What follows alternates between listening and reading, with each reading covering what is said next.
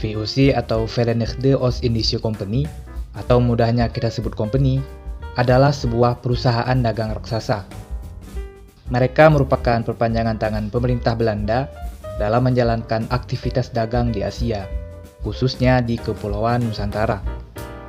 Oleh pemerintah Belanda, VOC diberikan berbagai hak istimewa. Mereka dapat melakukan monopoli perdagangan, menduduki dan memerintah sebuah daerah, mencetak mata uang sendiri, mengumumkan perang, menjalin perdamaian, dan tentu saja memiliki angkatan bersenjata mereka sendiri. Jadi tidak heran jika VOC sering disebut sebagai negara di dalam negara. VOC sempat berada di puncak kejayaannya. Mereka menguasai jalur perdagangan laut yang membentang dari Tanjung Harapan di ujung benua Afrika, Kepulauan Nusantara, hingga Kepulauan Jepang. Mereka memonopoli perdagangan rempah, komoditas yang sangat berharga pada masa tersebut. VOC membeli rempah dari para petani dengan harga murah dan menjualnya dengan harga mahal ke Eropa. VOC juga melarang para petani untuk menjual rempah ke pihak lain, melarang produksi rempah yang berlebihan agar harganya tidak turun. Dari praktik monopoli semacam ini, VOC mengalirkan uang yang sangat besar kepada para pemodal mereka di tanah Belanda. Namun seiring berjalannya waktu, VOC mulai menghadapi masalah internal dan eksternal yang cukup parah. Menjelang pergantian abad menuju abad 19, VOC tidak dapat lagi menjalankan tugasnya hingga berujung pada pembubaran. Ada banyak faktor yang sebenarnya menjadi penyebab kehancuran VOC. Satu di antaranya yang paling parah adalah masalah internal, yaitu korupsi tak terkendali yang dilakukan oleh para pejabat dan pegawainya. Menjelang masa bubarnya, VOC kehilangan ratusan kapal milik mereka yang tenggelam di perairan Nusantara. Selain tenggelam akibat pertempuran, ternyata banyak pula kapal-kapal VOC yang tenggelam akibat kelebihan muatan. Penyebabnya adalah kapal tidak hanya dimuat oleh barang dagangan milik perusahaan, tetapi juga diselundupkan dengan barang-barang dagangan pribadi para pejabat VOC. Perdagangan pribadi atau perdagangan gelap memang menjadi bentuk korupsi yang banyak dilakukan oleh para pejabat VOC. Gubernur VOC di Nusantara harusnya hanya berdagang untuk disetor kepada cabang VOC di Belanda.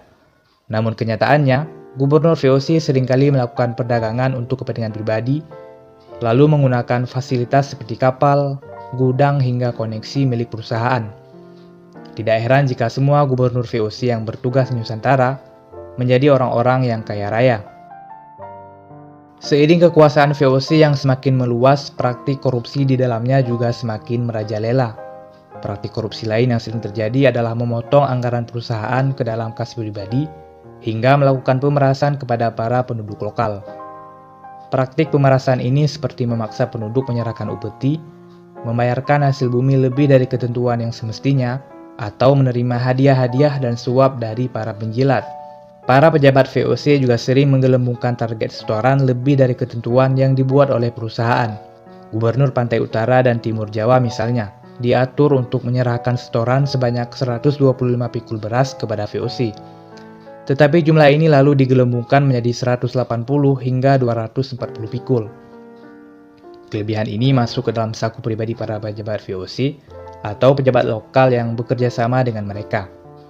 Contoh kasus lain misalnya, seorang direktur VOC bergaji 60 gulden per bulan ditugaskan untuk memperoleh pemasukan VOC sebesar 12.000 ringgit per tahun. Jumlah ini lalu digelembungkan menjadi 30.000 ringgit.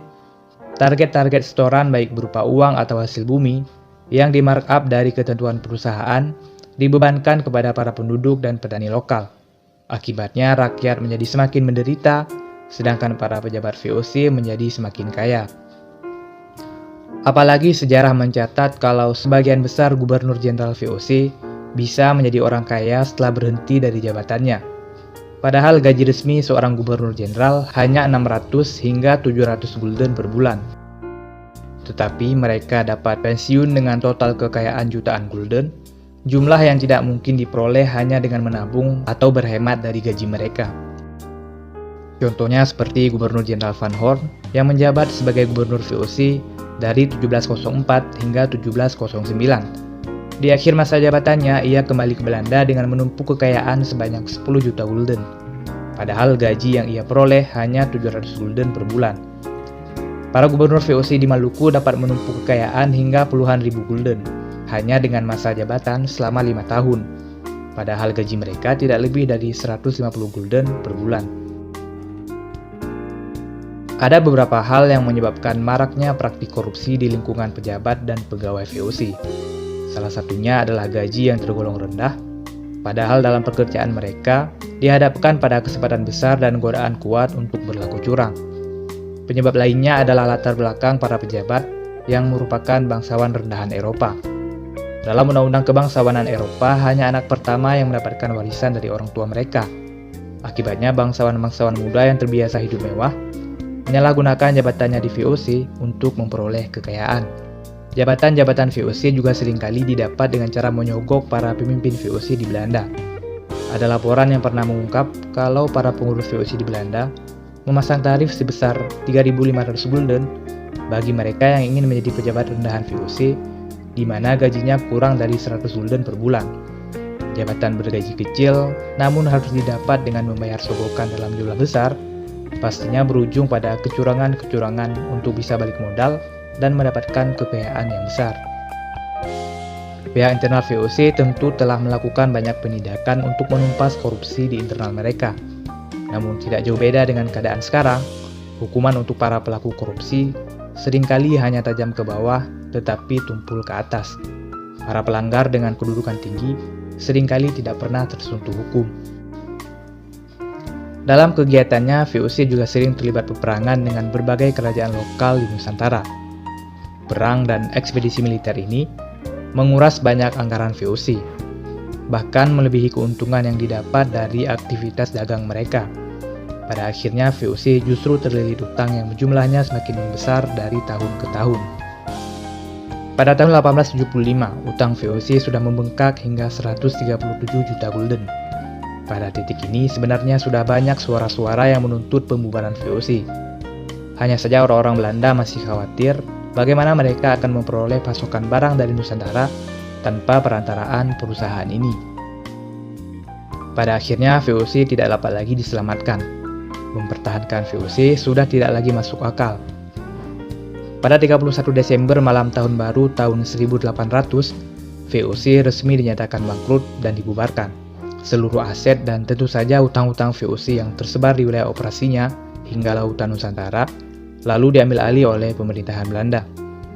Pemerintah Belanda juga menjadikan bekas teritorial VOC sebagai wilayah koloni yang disebut Hindia Belanda. Awal tahun 1800 juga menjadi titik didirikannya pemerintah kolonial Hindia Belanda. Terima kasih telah menonton video ini. Pastikan telah menekan tombol subscribe dan menonton video-video kami yang lain.